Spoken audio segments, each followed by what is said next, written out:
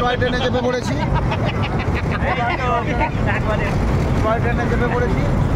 হেঁটে হেঁটে যাওয়া যায় কিন্তু এই টয় ট্রেন সমুদ্রের পাড়ে টয় ট্রেন, পাড়ে টয় ট্রেন, সমুদ্রের পাড়ে টয় ট্রেন, ভাড়া মাত্র 18 টাকা।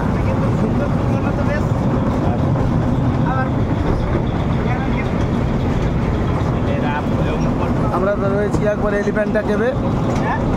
এলিফ্যান্টা কেভ থেকে ব্যাক করেছি। পিছনে ছেড়ে আমরা সামনের দিকে এগিয়ে যাচ্ছি।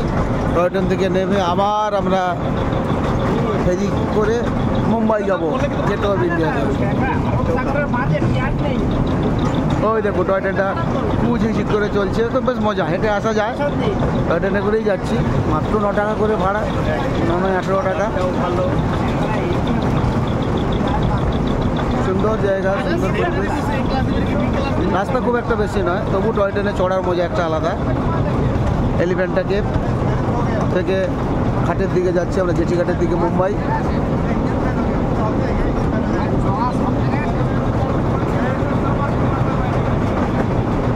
কুয়াশা ছিল, এখন কুয়াশা কাটছে। এবার আমরা যখন চাপবো তখন আমরা যেটিতে ভালো দৃশ্য দেখতে পাবো। ওই দিকটা 21 কিলোমিটার রোড একটা আছে, টোটাল মুম্বাইকে একবারে চোখ করে দিয়েছে।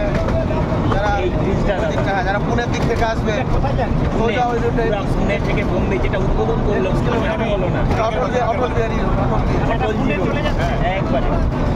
পুনে একবার ডাইরেক্ট পুনে চলে যাবে।